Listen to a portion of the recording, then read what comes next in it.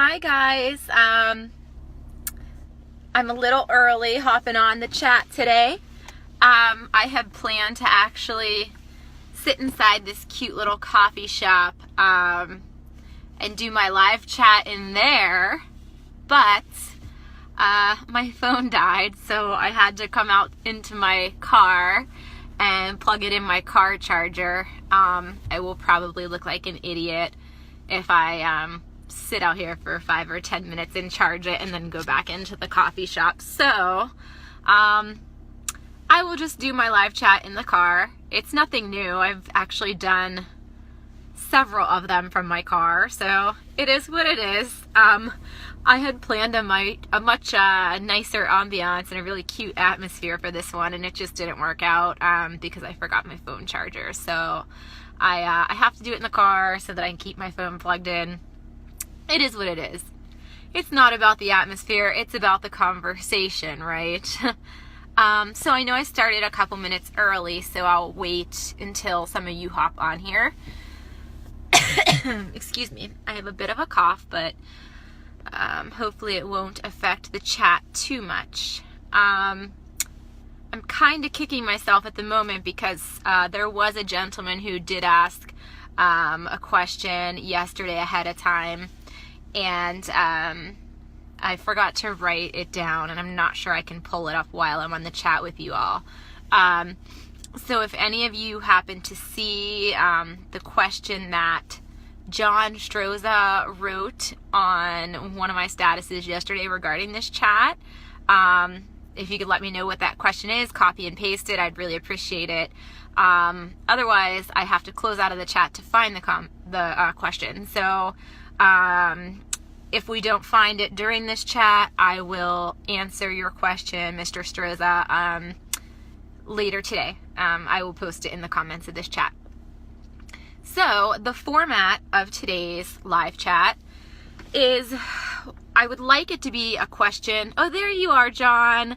How are you? Mr. Stroza, I can't remember what question you asked yesterday, so if you wouldn't mind retyping your questions or copying and pasting them, I will gladly answer them. And thank you also to Michael for joining in. And I see that there's a handful of you on now, so thank you all for joining in. What I was saying is the format for today's live chat, instead of me just rambling and ranting and venting like I usually do, it's going to be a question and answer format. So kind of like a town hall, or if you're familiar with AMAs on Twitter and Tumblr, it's Ask Me Anything. It'll be a format like that. So basically it's just a Q&A the whole time. Interview me. Ask me whatever you want. It can be in regards to arthritis and autoimmune diseases and other rheumatic diseases. Anything to do with chronic illness, essential oils, my books, my writing, my health journey.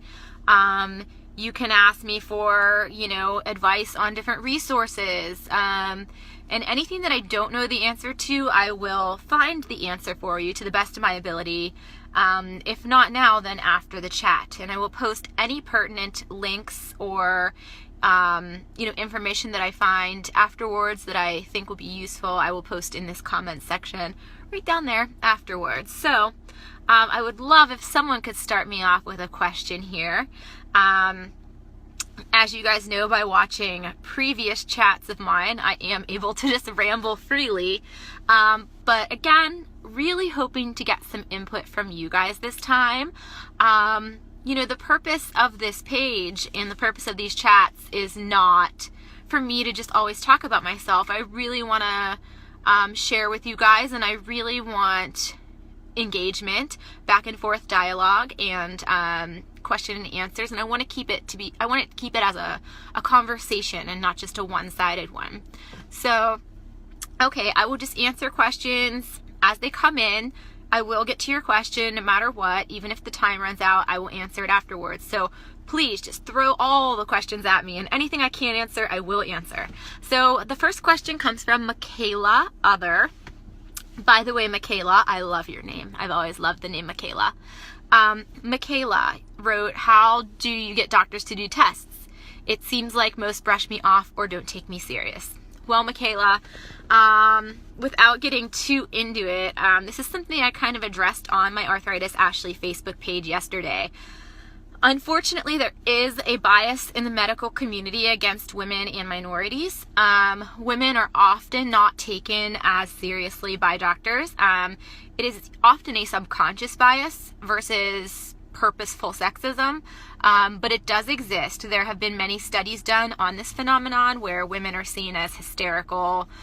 Women are often, kind of brushed off as though their symptoms are in their head or psychosomatic, and men certainly can face the same scrutiny, but it's just not as common. And even female doctors, in this one study that the New York Times did, admitted to bias against other women. They took men's pain and symptoms in an ER setting more seriously than women's. So part of it is it's hard because, like me, you are female. So you do have to go in there really prepared and really educated to get the respect of your doctor. Here's the thing. Most doctors are wonderful. There are some who can be very condescending, though, and very patronizing. They tend to want to just get stuff done quickly, and so sometimes they talk at you and talk down to you instead of listening. I personally have switched over to a lot more female doctors because I personally, and I cannot speak for everybody's experience, have found that a lot of the women doctors listen to me more. There's more of a listening component, and there's a little bit more compassion that they show. So I'm not saying the male doctors don't, that they aren't compassionate, but they don't always show it as much. And they also aren't always as patient with the listening. But some of my doctors are male. And so the way that I get any doctor, male or female, to listen to me is I prove to them that I know what I'm talking about. So I don't go in there and just throw a ton of diagnoses out there and kind of self-diagnose. I don't think doctors like when you go to Dr. Google. But at the same time, you got to go in there armed with information, and you just got to be as pragmatic about presenting that information, and you ask for what you want directly. And you can demand that they at least hear you out, okay? That's their job. Now, self-diagnosing is never good, but if you very strongly feel that you want to have a test run or that you suspect you have a certain illness, I would just kind of stand your ground and, get a second opinion if you need to. Just because one doctor might not run a test doesn't mean that the next one won't.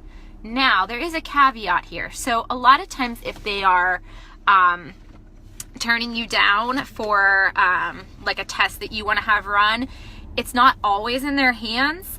Sometimes it has to do with health insurance. And if you don't have a certain diagnosis already, they may not be able or willing to order the test. Now, they could, but sometimes they won't because they know that without certain diagnoses, you will be paying for that test out of pocket, and it could be thousands of dollars. So some of them won't run a test just for that fact. It seems really backward, and it is. There's a lot of things about our healthcare system that aren't perfect, but sometimes you need a diagnosis before you can get all of the testing. And that sounds completely backward and counterintuitive, but it's true. For example, I recently went through kind of a thyroid cancer scare, and in order for me to get the testing that I needed to decide whether or not I was going to have surgery or not, they had to actually write the diagnosis of thyroid malignancy on the order for the tests. So it's crazy because they didn't know whether or not it was cancer. But the way they had to write the script in order for the test to be done and in order for the test to be covered was to write that diagnosis. Now, some doctors are willing to do this and some aren't. So your doctor might not be running certain tests because, they're not sure if you have, say, lupus, for example, and they don't want to, give you a lab slip, have you go to the lab, and then call their office crying because you got a bill for $2,000 in the mail out of pocket. Whereas other doctors will just write lupus as a diagnosis off the bat, and then the test can either prove them wrong or not. So it kind of depends on the doctor, and some of it is them kind of covering their own butts, if that makes sense. Like, they don't want to get in trouble for anything, so some of them are a little bit more willing to be flexible than others when it comes to prescribing things and ordering tests. Now, another option would be if you really feel strongly about something. Oh, okay, sorry, Michaela, I didn't realize you were Canadian. How ethnocentric of me. I'm sorry that I'm just assuming that you're asking the question and you're American. I do have a lot of Canadian followers. I just can't keep track of who's from where.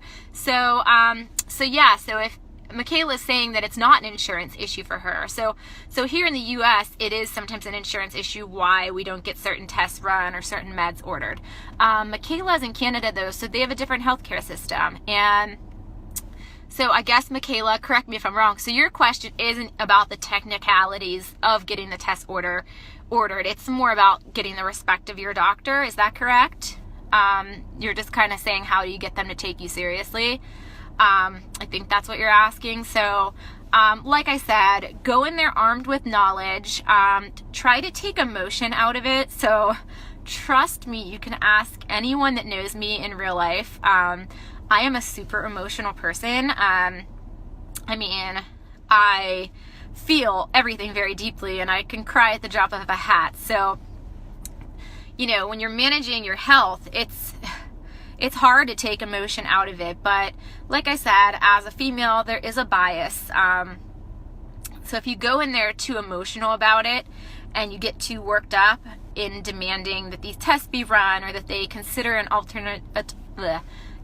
if they consider an alternative diagnosis or, anything like that, and you're too demanding and you're too emotional and you're too fired up, they may not always take you seriously. They may just attribute it to you being whatever, too worked up about it. And it's really sad that that's the state of affairs, but I have found that, with the female doctors, I am more prone to show my true emotion about my conditions and my symptoms.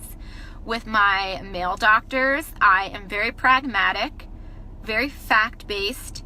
I try to stay calm, cool, and collected and take emotion out of the equation, because whether it's fair or not, that bias towards women patients exists, and the easiest way to navigate that is to just kind of, keep an even keel when you go in there. And if they argue with you at all, don't take it personally. Just come back at the doctor with facts.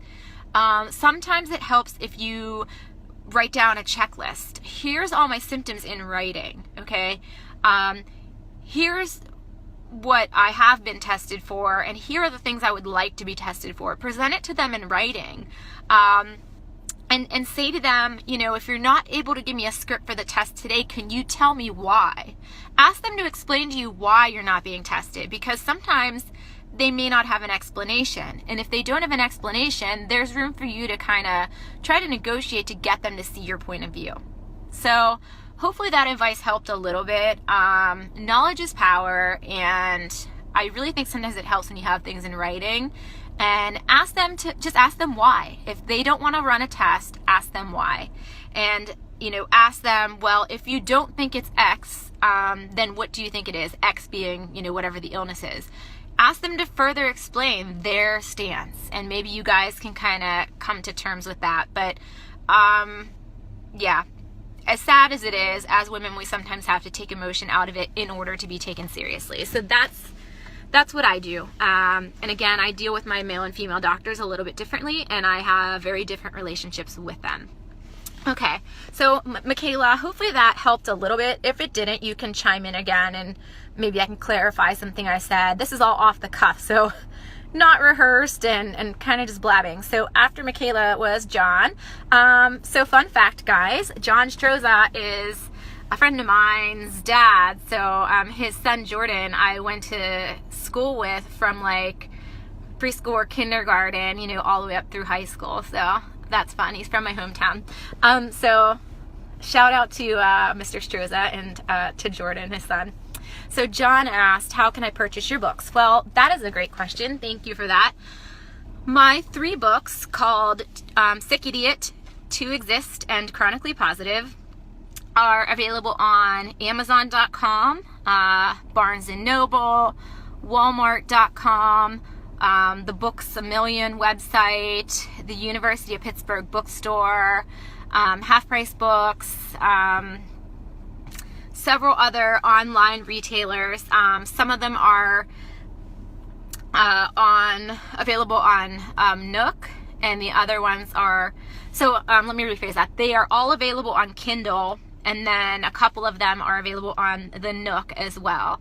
I am in the process of getting at least one of them made into an audiobook, and I've also looked into having one of my books turned into Braille, but I'm not sure if that's going to be possible. So those are all the places you can get them now. Once they are available in audiobook, I'll let you guys know. And I hopefully will have more books coming out in the future. Fingers crossed. I will be very excited if that happens. So yeah, there's a lot of places you can get my books online. You can also contact me directly and pay me via PayPal or check, money order, cash, Venmo, whatever, and I will just mail you a copy too. So that's where you can get my 3 books.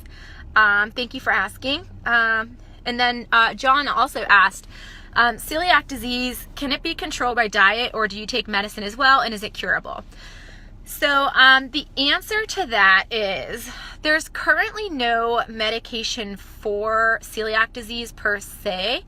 There are medications to help manage some of the symptoms of celiac. So some patients with celiac may take something like Prilosec or Tagamet or something like that for like heartburn and acid reflux. Some celiac patients will take Zofran, which is an anti-nausea med. Some celiac patients take antihistamines, so allergy medications. And then because celiac can present with joint pain and migraines and other like skin symptoms and these other symptoms, those symptoms will be treated on an as-needed basis. So if you're a patient with celiac disease and you get skin rashes, you know, that might be treated with an allergy med or a steroid. And speaking of steroids, that's another med that sometimes celiac patients take. It's called Entacort, and it is similar to like a prednisone or one of those steroids, but instead of being absorbed directly into your bloodstream, I believe it is absorbed directly into your intestines. So it can help some inflammation in the small intestine and the stomach. What else? So actually also for a brief while, my gastroenterologist and my rheumatologist were working together and actually sort of treating both my RA and my celiac simultaneously with an infusion of a biologic drug called Remicade, which is also used to treat Crohn's and colitis, which are GI or autoimmune conditions as well that affect the gastro stuff. So there's not really a medicine for celiac. Now, there is research being done to make a pill that if you take it before dinner or like a wedding or an event, you're going to a cruise, whatever, where you want to eat gluten or you think you might accidentally eat gluten, that you can take it, but it hasn't been FDA approved yet here in the States. I'm not sure if it's out in any other areas yet. I want to say that I read that it was being developed maybe in Canada or the UK, but I don't know if that exists. It doesn't here in America that I know of. So basically the diet, the gluten-free diet, is the main way to treat celiac. It is not curable, but it is treatable, and there is a difference. So yeah, it doesn't have a cure, but you can manage it, you can treat it. If you have celiac disease, actual doctor-diagnosed celiac disease, the autoimmune condition, not just gluten sensitivity, then you have to be gluten-free 100%. There is no kind of veering off from the diet. You have to be strict with it. If not, it can lead to a whole slew of problems, including malabsorption, malnutrition, different forms of cancer, infertility, neurological damage, and a ton of other things. So if you have doctor diagnosed celiac disease, celiac sprue it's also called, you cannot cheat on the diet. You have to stay gluten-free. And there's lots of resources out there now to explain the gluten-free diet, and there are a lot of restaurants and stores that cater to the gluten-free diet now, even mainstream supermarkets and even chain restaurants and things like that. Sorry, it's getting a little bit dark. So yeah, that's the deal with celiac. Sorry, I'm trying to figure out the lighting here. And yeah, the best way to diagnose celiac, by the way, there are several blood tests. So there's a panel they can run that tests for certain autoimmune antibodies that are present in celiac disease. But the gold standard is actually a biopsy that is done, an endoscopy, where they put the little thing down your throat into your small intestine. They check out your villi, which are little finger-like structures in your small intestine that kind of pull vitamins, nutrients, minerals, etc. out of your food. When you have celiac, these villi, these little hair-like, finger-like structures that are responsible for giving you that good nutrition, they become very damaged and sometimes can become flattened. So then you're essentially not able to absorb these vital nutrients and vitamins, and that's why people get sick. So it's a very manageable condition, but it can be very serious. And people can suffer, damage long-term from it. And it manifests in a lot of different ways. There's hundreds of symptoms that can go along with celiac disease. So if you think you have it or someone you know has it, you can try an elimination diet first. I would see a gastroenterologist, though, one that knows about celiac, and have the blood testing done, as well as the endoscopy and biopsy of the villi. Okay? Janeth, I hope I'm pronouncing your name correctly. I'm so sorry if I'm not. Janeth Ministro Rivera. Janet says, how can I manage my RA pain with this cold weather? That's a really good question, and I actually just came from physical therapy a little bit ago, and we had a similar discussion. One piece of advice she gave me is that if you're experiencing inflammation, even if it's cold outside and you don't want to ice it, if something is visibly swelling or warm to the touch, or it's an acute injury of sorts, you want to put ice on it. So even though the cold sometimes really makes us hurt, if there is inflammation and swelling involved that's active, ice is probably the better alternative.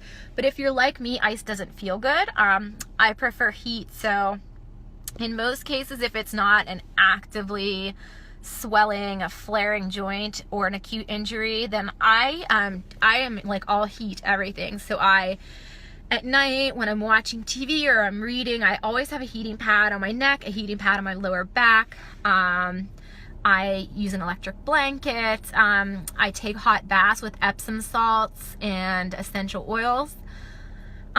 So those things help. Also, physical therapy helps. Acupuncture.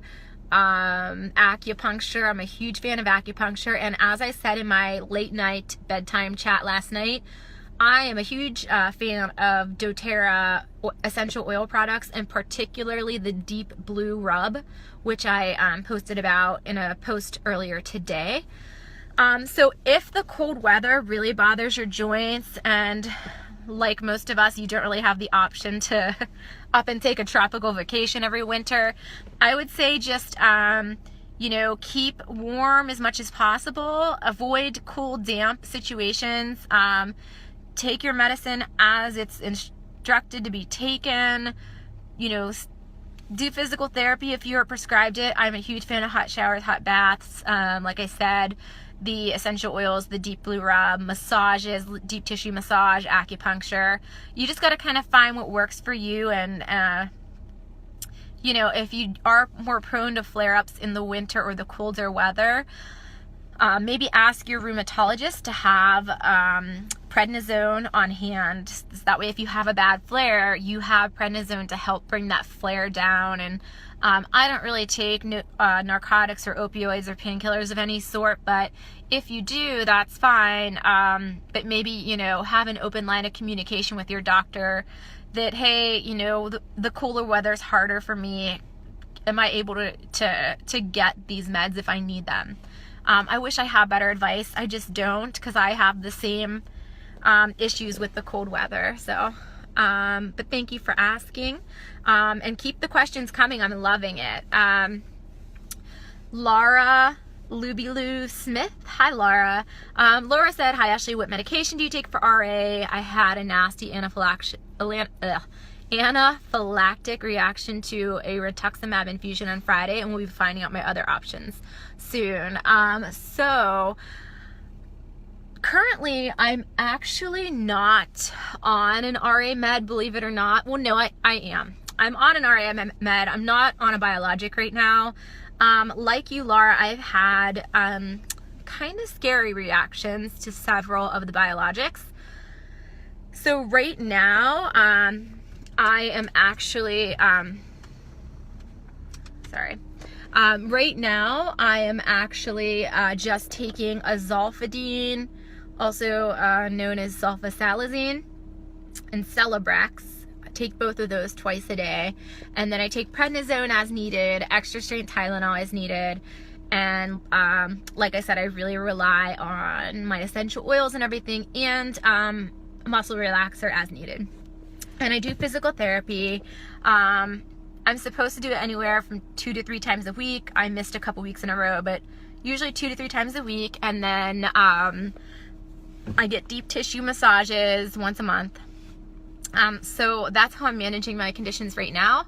Like I mentioned earlier in the chat, I had kind of an issue with a little scare about possible malignancy in my thyroid. And so my doctors did not want me to be on a biologic with even a question of it being malignant, because that would be really dangerous. But now that my last tests showed that it's 90 to 94% chance that it's benign, which is good news, obviously. Now I will be looking into possibly getting back on a biologic, because is that too dark, or can you guys still see me? Let me know. Yeah, so now I'm going to go back, hopefully on a biologic. I may try Remicade again. I've been on Enbrel, Remicade, Orencia, Humira, Rituxan, methotrexate, all of that, Plaquenil, so I've been on all the DMARDs, all the biologics. Plaquenil caused blind spots in my eyes. Rituxan, I had flu-like symptoms for like months and months and months afterwards. Never have felt the same since, and that was like a year and a half or 2 years ago.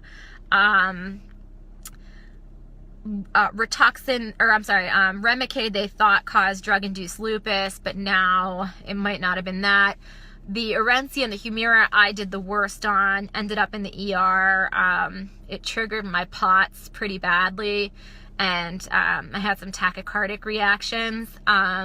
So I feel your pain, Laura. It's really hard when you have reactions to these medicines to be trusting moving forward of the drugs and of the doctors, because you kind of feel like scared in a way. At least I did.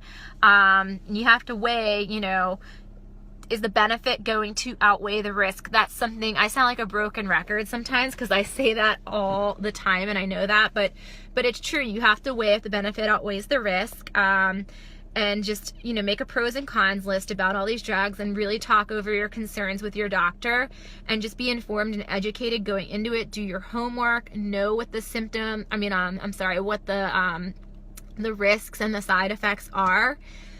And then you can maybe, make your best decision for yourself moving forward, because as we all know, there's no one size fits all cure, there's no cure at all for RA, but there's no one size fits all treatment. Some people can be completely holistic, all natural approach, and they do great. Some people are somewhere in the middle, and some people rely on all pharma, all traditional Western medicine. There's not a right and wrong. There's just a right and wrong for you. So I do wish you the best of luck in finding what works for you.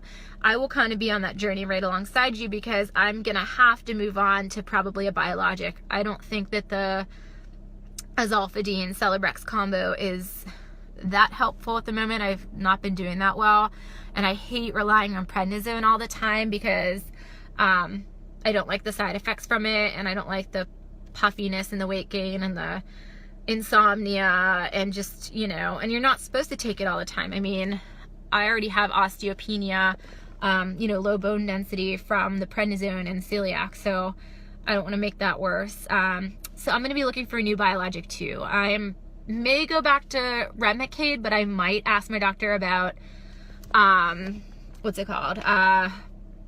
Xeljanz or Simponi. So if anyone has any experience with Xeljanz or Simponi, please let me know because I'd love to hear about it, and maybe Laura would too.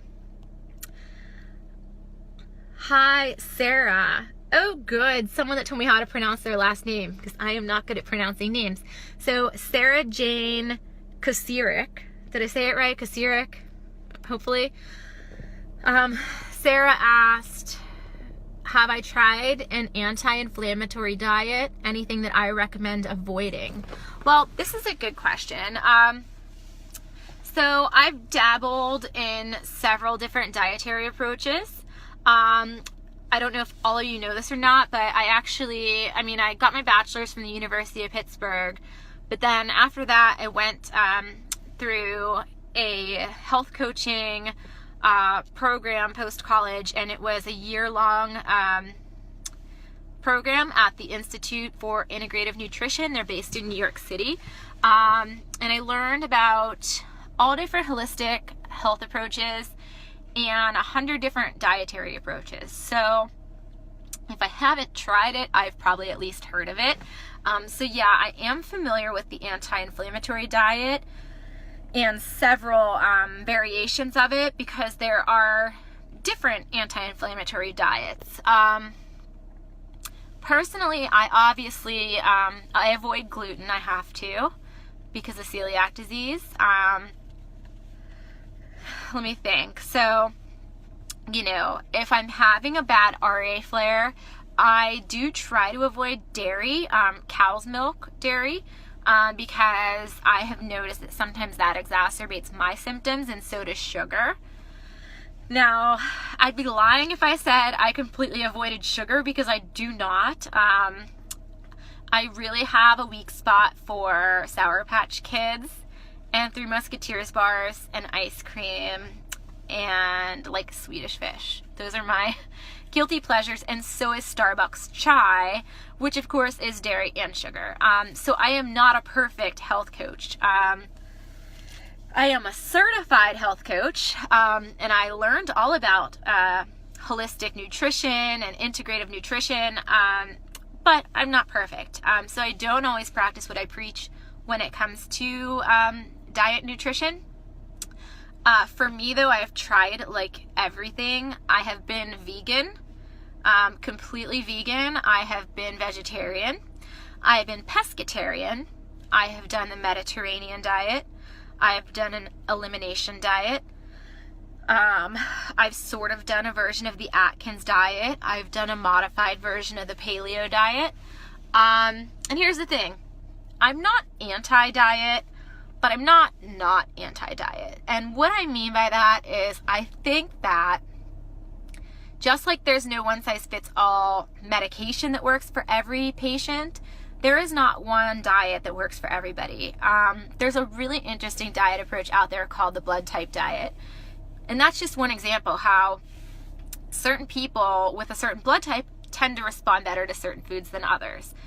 So if you just look at that diet by itself and take that into the broader consideration of, wow, that might be true for every diet, There's not one tailor-made dietary approach that's going to work for all of us. So Sarah, what I would suggest is toying around with a few different dietary approaches. See if there's a correlation or a corroboration between what you're eating and how you're feeling.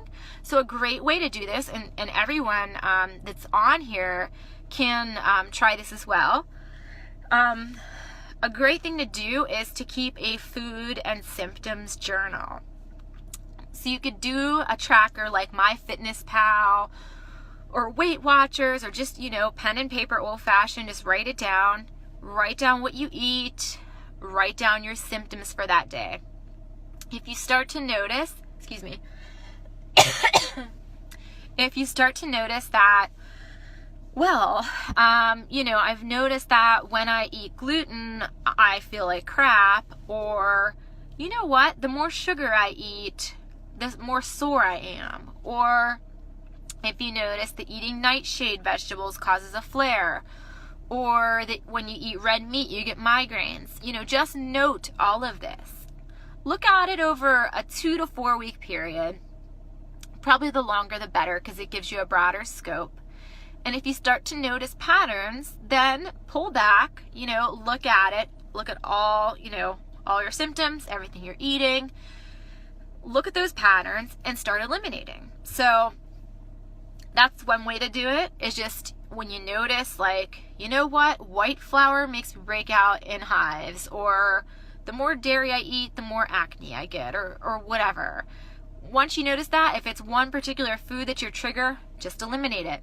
Now, the other approach is the opposite. It is pick a day. Monday, I like Mondays. I like starting stuff on a Monday. Google an elimination diet, okay? Look what that entails. On a Monday, start an elimination diet. Eliminate all kind of allergens or food triggers from this diet, and then some of them want you to do 2 weeks, some of them are longer, but over the course of time that's designated, say 2 weeks for the sake of argument, over this 2 week period, you slowly introduce certain foods back into your dietary regimen. If you start feeling sick the day of or day after eating certain foods, corn for example, then you know that corn might be a problem for you. So really it's kind of a matter of trial and error. What I mean by trial and error is I cannot tell you that an anti-inflammatory diet will work, but you can try it, you can see if it works for you. That applies to everybody. And you know what else is interesting? At certain points in your life and at certain points in your illness, things might work at one point in your life that, months later it won't work for you, and vice versa. Because the nature of these illnesses are that they lull and flare and ebb and flow, and they're constantly changing month to month, year to year, sometimes day to day or hour to hour. And so, that's just the nature of these types of conditions. And sorry, I'm trying to figure out the lighting here. It's what happens when you're in your car instead of in the coffee shop like you wanted to be. But anyway, yeah, these illnesses are always changing, so the dietary approaches that work for you might always be changing too. There was a period of time a couple years ago, some of you might remember, where it was like a year and a half or 2 years that I was almost completely natural, no meds, almost all holistic, exercising every day, doing the Tone It Up program, doing the Shakeology program. At the time I did Juice Plus. I started getting into the essential oils. I exercised all the time, and I was on no meds for my RA. I don't even think I was taking migraine meds. Really, I think I just took a really low dose thyroid medication, and that was it. No allergy meds, nothing. And I was just on a ton of supplements, working with a translational medicine doctor who basically took an integrative approach. That was the best I have ever felt in my adult life. And I went into clinical remission, meaning all my labs were normal. There was no inflammation showing anywhere. So upon exam, I looked normal. I felt great. There were times I was going to the gym twice in one day, believe it or not. And my diet was like on point. And then long story short, I kind of got scared that I was causing some kind of internal damage by not being on a med, and I decided to go on Rituxan. And like I mentioned earlier, I'm not bashing Rituxan at all, but things change, people react differently. Never have been the same since. Everything has kind of gone downhill since then. Excuse me, I have to yawn, sorry. Sorry, I've been trying to hold that yawn in, it wasn't comfortable. So my point in telling that story was my health situation changed. Whether it changed because my medicinal and dietary approach changed, or if it was just random coincidence, I don't know. But the point is I've had to adapt. So what worked for me 2 years ago or 3 years ago doesn't work for me now, and that's okay. It might work for me again in a year or two. So we always must kind of keep adapting. Oh, thank you, John. Safe travels. Have a great trip. Tell Jordan I said congratulations. Thank you for joining in the chat. So anyway, yeah, we always have to just really keep adapting and keep an open mind. I mean, I have written tons of blog posts about this, tons of Facebook posts about this. It's mentioned in my 2 nonfiction books, Sick, Idiot, and Chronically Positive. You always have to keep an open mind. Don't judge somebody else's journey. It drives me crazy when people argue the whole traditional medicine versus holistic and homeopathic approach. It's no one's business. Like, what works for me might not work for you and vice versa. So we have to be mindful of that and just mind our own business. Stay on your, in your own lane, focus on your journey. There's no right and wrong. There's no right way to be sick. There's no right way to deal with these illnesses. It's just what's right for you. And I've brought this up before in the past in regards to the opioid debate. I mean, I don't use them, but that does not mean I judge people that do, as long as they are being used responsibly and mindfully and carefully. And I would say the same for dietary approaches too. It's all about balance. It's all about moderation. It's all about doing things being fully armed with knowledge and fully informed about the approach you're going to take, whether that's meds or food or whatever. But I'm certainly, not going to judge you for whatever works for you. So that's kind of my take on all of it. So Sarah, I hope you find a dietary approach that does help your symptoms. If I end up having great success with one of them, I'll let you know. For me, some of these things work briefly and then I kind of plateau out. I don't think that going gluten-free is necessarily for everybody. But eliminating gluten and white flour of any sort, processed foods, and dairy are a great place to start. A lot of people do say if they have RA and similar conditions that dairy, cow's dairy is a no.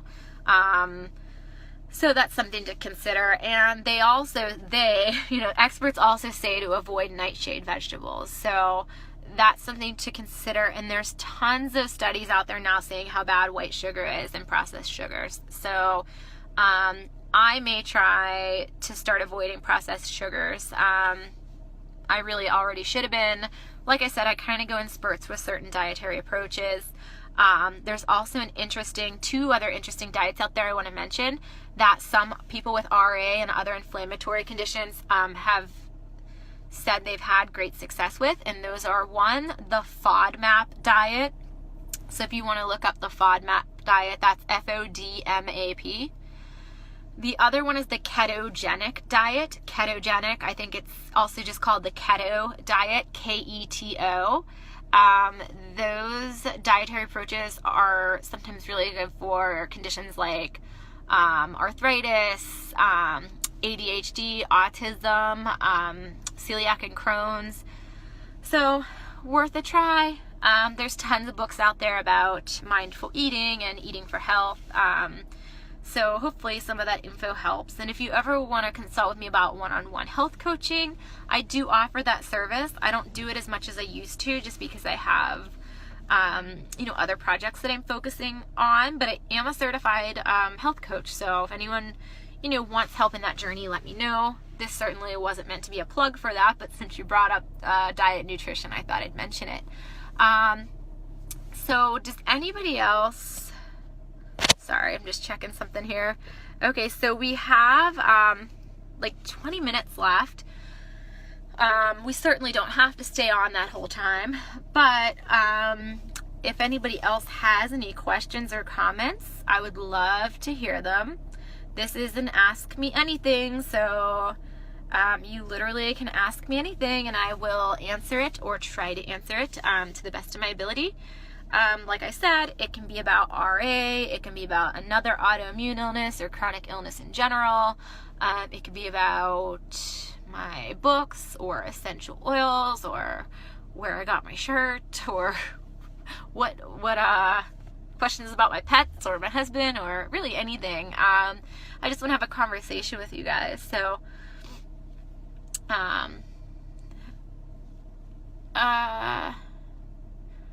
Andrea, are you typing a question? I can't tell. I think your question or your comment might have got cut off, so I'll just give you a second to retype it there. In the meantime, if everyone that's on wants to chime in, let me know where you're watching from. That would be awesome. For those of you who don't know, I am in Pittsburgh, Pennsylvania. Go Steelers, go Pirates, go Penguins, go Pitt. Okay, Andrea said, any things I've heard about going gluten-free to help with RA? Well, I discussed that a little bit earlier, and I will readdress it. So it has not really been technically proven that a gluten-free diet will help RA. That said, there is sometimes a connection between RA and celiac disease. For instance, I have both. A lot of people have both. RA can actually, celiac can, or gluten intolerance even, can also present with joint pain. So it's really interesting. I wrote a Healthline article, I think a couple months ago, about how a lot of kids were being misdiagnosed with juvenile arthritis, and it turned out to be celiac disease because it was presenting with joint pain. So at any rate, it is shown that going gluten-free can help joint pain. Now, that's usually in patients that have celiac, but not always. It's sometimes just in people that have a gluten sensitivity. Some doctors will say, hey, if you want to try going gluten-free for your RA, go ahead and try it. There's nothing that, there's really nothing to lose if you want to try going gluten-free. Just make sure that you are getting high quality gluten-free foods, because some of them end up being unhealthier than the version with gluten. They just substitute it with a ton of fillers and crap, and it's processed and high in fat, high in sugar. So if you're gonna go gluten-free, just kind of do your homework about like a healthy way to go gluten-free. It certainly could help your RA. A lot of people that have inflammatory conditions like RA do try to cut out wheat and flour, gluten in general. People also try to cut out nightshade vegetables, processed and refined sugars, and dairy, cow's milk and dairy. So it's worth a try, and if you ever want to talk to me more about how to go gluten-free, Andrea, just let me know. So, sorry, I tired here. I had to take a little deep breath for a second. Just need a breather. Hi. Oh, that's Sarah again. Sarah is from Kerrville, Texas. Am I saying that right? Kerrville? An hour northwest of San Antonio. I've never been to Texas. I would love to travel, actually the whole country. I'd love to see so many states I haven't been to. Texas seems awesome. Sarah, can I ask you a question? I know it's my Ask Me Anything, but I will ask you. What is the weather like where you live, and how does that affect your RA? Just curious, because, I mean, Pittsburgh, it's seriously like an awesome city. We've won several awards for being like one of the best places to live in America, and I would agree it's great, but the climate, the environment, the weather, not great for people that have RA or migraines or other chronic pain conditions. It's a combination of like air quality, barometric pressure, humidity, drastic changes in temperature, drastic changes in weather. I mean, there's some times in the spring or the winter even where we'll have like a day where it's 65 degrees and sunny, and then the next day it's like 10 degrees and snowing. I'm not even exaggerating. So that's really hard when you live with the types of conditions that I live with. So I didn't know if it was similar. Obviously I know there's other places in the country where it's a similar climate. I just didn't really know about Texas or your part of Texas. So, anyone else that's on here, if you want to chime in, like, I'm curious to hear what the weather's like where you live, and if that weather and those weather changes affect you, because that's always an interesting topic to me. Anyone? No. We're gonna be quiet now, I guess. Well, I'm having trouble seeing the clock while I'm on this. So we have I scheduled this till 6, so I'll stay on a bit longer. If anyone wants to ask me anything, now's your chance. If there's any writers out there who want advice about how to start your career, if there's anyone who wants to talk about how to become a patient advocate in your community, let me know.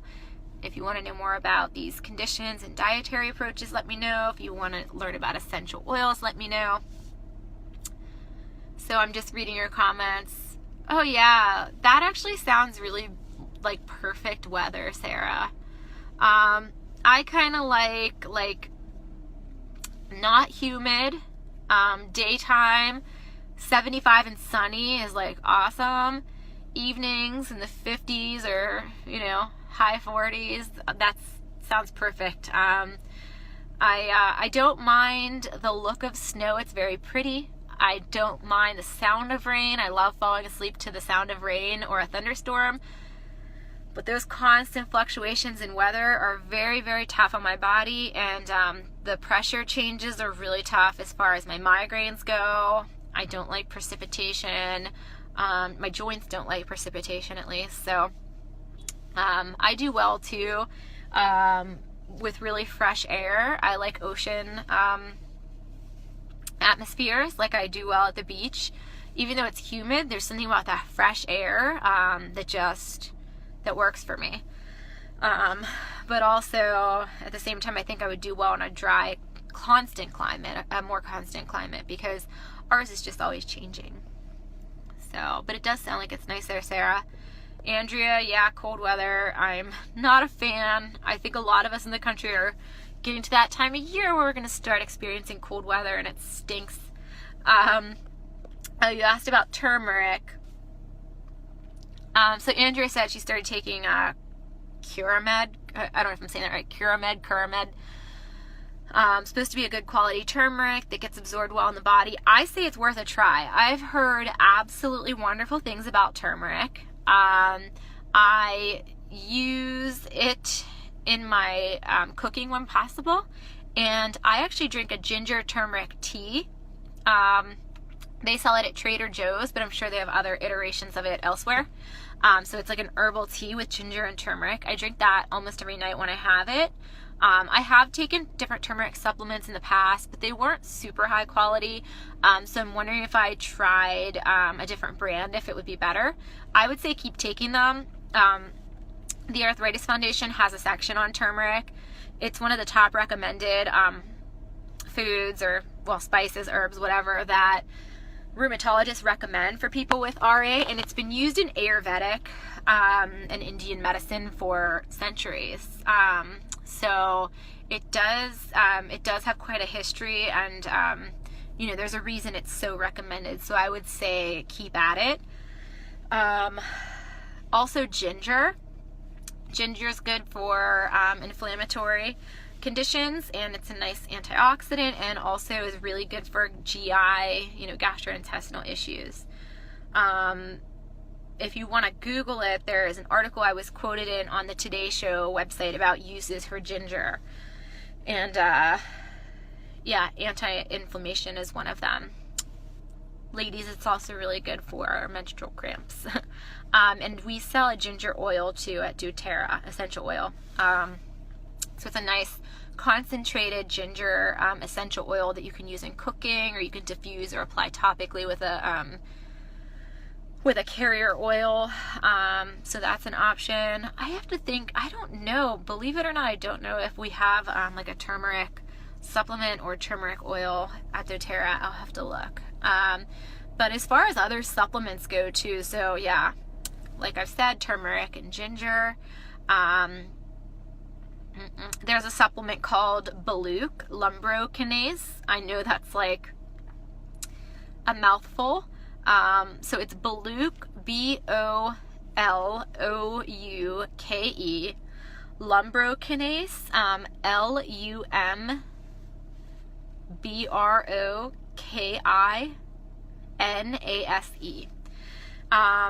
The brand I get is one of the better brands of it. It's by, I think the company's called Canada RX or something like that, or Canada Med, I can't remember. It is amazing. When I was talking about going into remission and going off all of my RA meds a couple years ago, it was because of Baluch. Full disclaimer, I do not sell Baluch. I gain absolutely nothing by telling you guys about it. I do sell doTERRA essential oils, but I use them too religiously, so I will stand behind those. But the Baluch I don't sell. I'm not affiliated with it in any way, but it's amazing. It is promoted for cardiovascular and circulatory health, but I mean, it helps for other things too, including if you have any autonomic nervous system issues like POTS or tachycardia. And it helped me with my RA flares. I can't say that that's the same for everybody, but it helped me. The doctor who prescribed it to me is named Dr. Mozayyeni. You can Google him, Mozayyeni.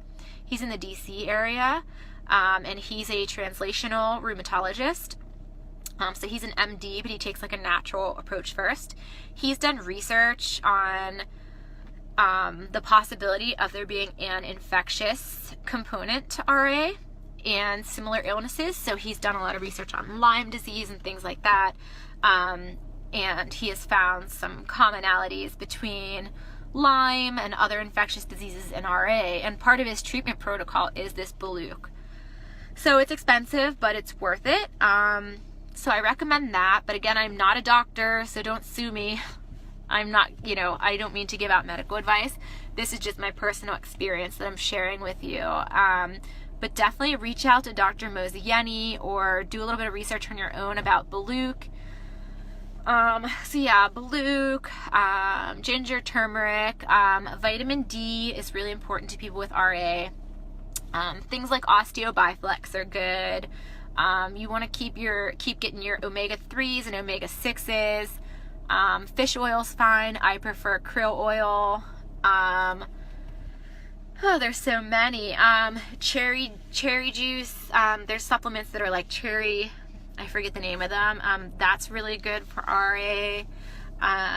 The Juice Plus supplements are good for RA.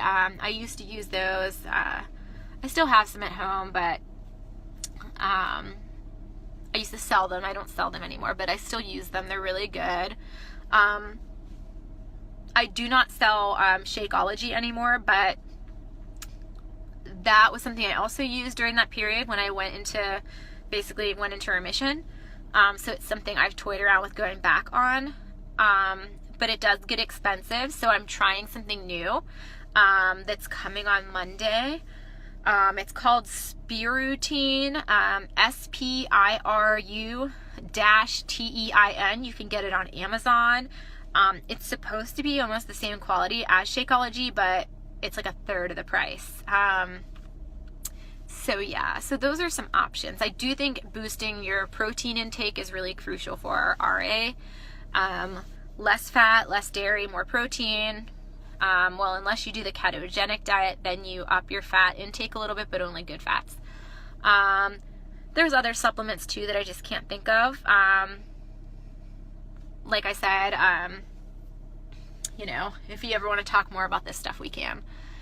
So Andrea asked about Young Living essential oils. Okay, so I'm going to be completely transparent and honest here, Andrea. I used to sell Young Living. I know several people that sell Young Living. I don't want to diss Young Living. Personally, I wanted to try out the competition. So while I was selling Young Living, I went to some of the local health food stores and bought, other brands of essential oils. I ordered some of the Now Foods oils from Amazon and from Swanson's online. And I decided I wanted to try doTERRA. So, it's funny because at the time I was using Young Living. I was starting to maybe get into selling Young Living. But once I tried all the other ones, I personally just liked doTERRA better. I'm not saying that doTERRA is a better company than Young Living. It just felt like a better fit for me. They are really high quality. As you know, though, essential oils are not regulated. Just like supplements are not regulated. None of this stuff is FDA approved. So it's kind of try them at your own risk. None of my doctors have had any problem at all with me using essential oils, and none of them have had any problem at all with any of the supplements I mentioned. It is important, though, to consult your doctors, before trying these things, or at least keep them in the loop. So I don't ask my doctor's permission, for something like essential oils. Obviously, if I'm going to add in something that I'm ingesting, I'm going to make sure it's kosher, make sure it's okay, make sure they're cool with it and everything's copacetic. But, with essential oils and acupuncture and things like that, I just do as I please. And then I just double check with them, hey, is this cool? And just keep them in the loop. Because, ultimately your doctors and your medical providers just want to know. Because God forbid there's some kind of emergency, your doctor needs to know what you're using, and just for, I guess, safety reasons and for being fully informed. So yeah, none of them have had a problem with me doing the essential oils. I didn't have a specific issue with Young Living. Like I said, I think I found more products at doTERRA that worked better for me. And like I said, I fell in love with the Deep Blue Rub from doTERRA. And Young Living had some similar things, but they didn't have the Deep Blue Rub. And that was kind of the main selling point for me. That's why I began using doTERRA essential oils, and that's why I began selling doTERRA essential oils and parting ways with Young Living. So those are my honest thoughts. I think that essential oils are great, period. Okay? So I think it's great if you're open-minded enough to try them. I think that they can be really helpful in terms of aromatherapy, but be careful. Make sure you are following directions on how to use them, because problems can arise when you don't use them correctly. Just the same way if you're taking a painkiller incorrectly, problems can arise, or a biologic. It just is a matter of being compliant and knowing what you're getting into and knowing how to use it the right way. So Young Living are really good, Andrea. I've used those. I've used doTERRA. I'm at the point in my life now where I prefer doTERRA, but I would never knock Young Living. Young Living is definitely better than some of the stuff you can buy at the pharmacy or the drugstore or the supermarket. So keep in mind with essential oils, it's kind of like you get what you pay for. So yes, I could go to Rite Aid down the street right now, and for $7, I could buy a little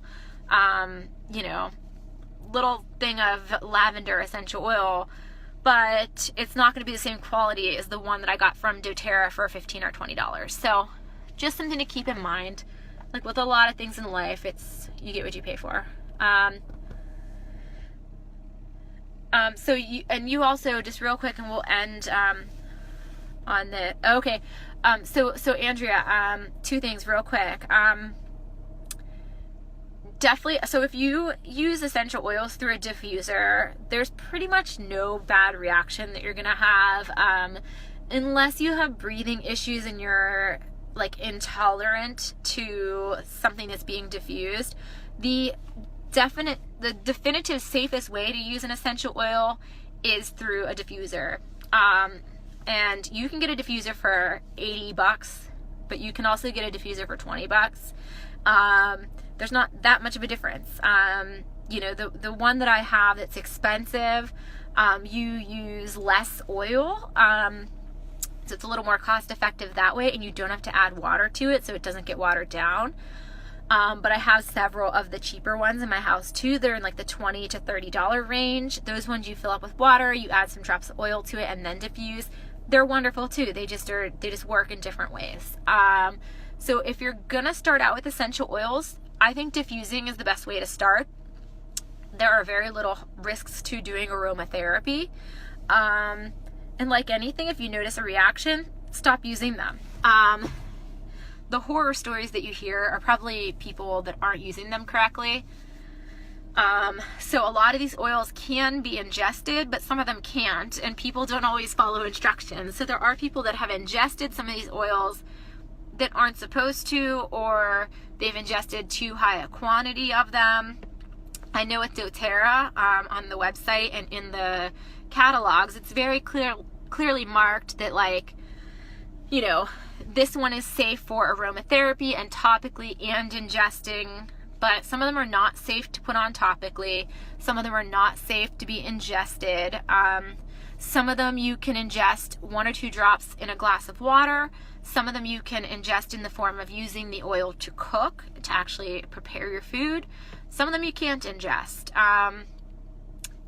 Other ones, you can put them on topically, either just take the oil, shake it out of the canister, apply it directly to the skin. But some of them you have to use a carrier oil, like a coconut oil or some kind of lotion, as kind of a buffer between the oil and your skin, or kind of to dilute it a little bit. Or some of them you can add to like a bath, a hot bath. But again, if you notice that your skin's getting a reaction, get out of the tub or don't put it in the bath again. It doesn't mean that it's bad for you. You just might not be able to use it topically. In that case, use it in your diffuser. Diffusing is a great way to kind of get that aromatherapy component of the essential oils. So most of my oils I use in a diffuser. So I use them as aromatherapy. There's one called Past Tense that doTERRA makes that's a roll-on oil component, or I'm sorry, a roll-on oil, like a combination of a couple, it's a blend basically of a couple different oils, and I apply that to my temples and kind of up here and here and here when I'm having a migraine. It's a wonderful, wonderful, wonderful tool for me when I'm having a migraine to use the Past Tense. And then the doTERRA Deep Blue Rub, I obviously use that topically. I use the lotion form and I apply it to my muscles and my joints, and just rub it in the same as you would with any lotion. So just, you know, it's kind of trial and error with the oil. They advise you do a little, I don't have any oils with me right now. Sorry, I was just double checking to make sure I didn't, because sometimes I have them in the center console in my car. But you just take a drop or so and test it, you know, on a patch of your skin before using it. And I'm pretty sure doTERRA has a return policy, so that if you did have a reaction, there is a way to return the oil and exchange it for a different one or what have you. So that's something to keep in mind. And if any of you want to learn more about the oils or health coaching or anything like that, let me know. If any of you are in the Pittsburgh area and you need recommendations for local rheumatologists or physical therapists or orthopedic surgeons or support groups, let me know.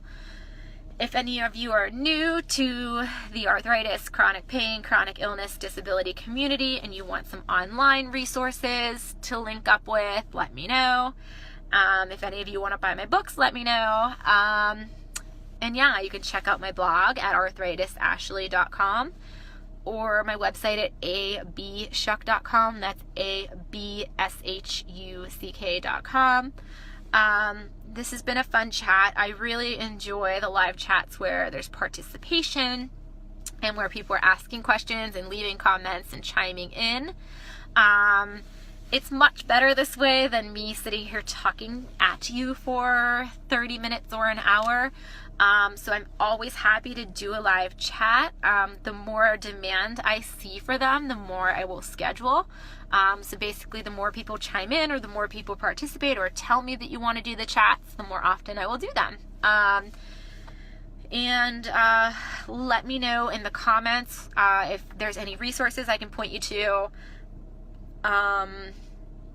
Yeah, I posted links last night and yesterday, I think, maybe even today, to my essential oils page. And also, if you want to learn more about nutrition in regards to disease management, or if you want to learn about becoming a health coach, either to help yourself cope with your own illness or to help others cope with their illnesses, I posted a link to that too, and I can share all of this again in the comments. I'll also share the name of that supplement I told you about in the comments. I'm trying to remember what else we talked about. The turmeric ginger tea is great. They sell it at Trader Joe's. What else do we discuss? The gluten-free diet is wonderful. It's especially obviously beneficial if you have celiac disease. If you suspect you have celiac disease, make sure you reach out to a knowledgeable gastroenterologist, have the blood tests done, but also be prepared that you probably will have to have an endoscopy and biopsy to confirm it. Yeah, I don't remember what else we covered here, but again, if there's anything else I can help you with, just let me know. This has been a great chat.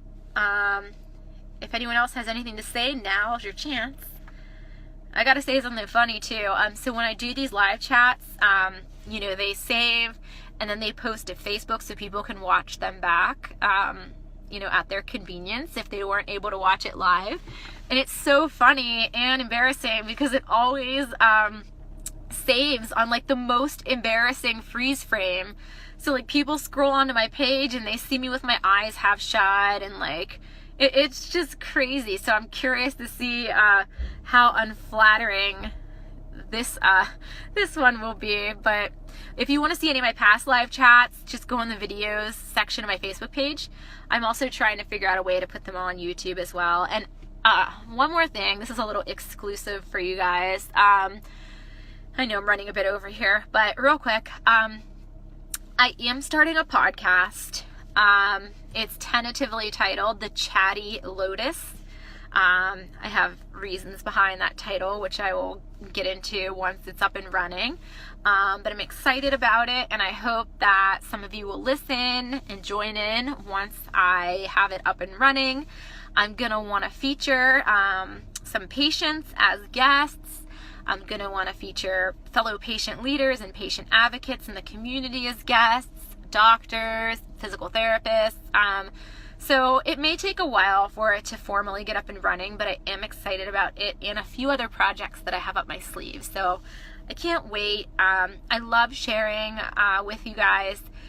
As weird as it sounds, these illnesses are a really crappy reason to be bonded together, but I am happy that I have a community of great friends, fans, followers, and fellow spoonies and roommates out there who are living the chronic life right alongside me and helping me to stay chronically positive. So I do thank you all for your unending support and encouragement. I know so many of you message me and say that I inspire you or motivate you or whatever, but the truth is you guys inspire and motivate me too. Living with these illnesses is super hard, as so many of you know, but having others sharing in that journey lightens the burden a little more and makes it a little bit easier. So I do thank you all for caring about anything I have to say, for giving me a platform to share my story. I hope that my sharing my story with you in turn helps you, because you guys have helped me cope with so many different health problems, and I don't know that I would be able to cope with so many medical issues and handle it all handle it all with grace and with strength and with gratitude. If it wasn't for my support system, which includes my real life, husband, parents, family, friends, pets, loved ones, but it also includes you. You're an important part of my support system, and I can only hope that I am a part of yours. So thank you all for joining in, and I will talk with you again soon. Okay, thank you guys. Have a good night. Bye.